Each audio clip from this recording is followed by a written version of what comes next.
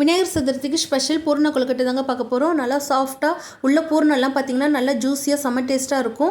கொழுக்கட்டை மாவு எடுத்துக்கோங்க. தேவையான அளவு உப்பு போட்டு கொதிக்கிற தண்ணி ஊற்றுங்க. அப்போ தான் கொழுக்கட்டை வந்து நல்லா சாஃப்டாக இருக்கும். தண்ணி ஊற்றி நல்லா பிசைஞ்சிக்கலாம். கொஞ்சமாக நெய் விட்டு ஆறுனதுக்கப்புறம் கையிலேயே நல்லா பிசைஞ்சுக்குங்க. நல்லா சாஃப்டாக பிசைஞ்சுக்குங்க. இந்த அளவுக்கு நல்லா சாஃப்டாக பிசைஞ்சிட்டு இப்போ வந்து பூர்ணம் ரெடி பண்ணிக்கலாம். நெய் ஊற்றி முந்திரி போட்டு நல்லா வறுத்துட்டு துருவன தேங்காயும் போட்டு நல்லா வறுத்துக்குங்க. இப்போ தேவையான அளவு வெல்லம் போட்டு நல்லா வதக்கிக்குங்க. நல்லா மெல்ட் ஆகி நல்லா கெட்டியாகி வரும். இந்த அளவுக்கு வந்த உடனே நம்ம இப்போ கொஞ்சமாக ஏலக்காய் பவுடர் போட்டுட்டு நல்லா மிக்ஸ் பண்ணிக்கலாம். சூப்பராக பூர்ணம் வந்து ரெடி ஆகிடுச்சுங்க. நம்ம ரெடி பண்ணி வச்ச கொழுக்கட்டை மாவு வந்து மோல்டில் போட்டு இது மாதிரி ரெடி பண்ணிக்கலாம்.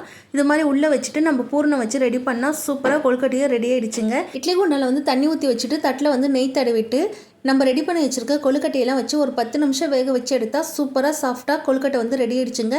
நல்லா ஜூஸியாக செம்ம டேஸ்ட்டாக இருக்கும். கண்டிப்பாக நீங்களும் ட்ரை பண்ணி பாருங்கள். இந்த வீடியோ பிடிச்சிருந்தா மறக்காமல் ஒரு லைக் பண்ணிவிடுங்க.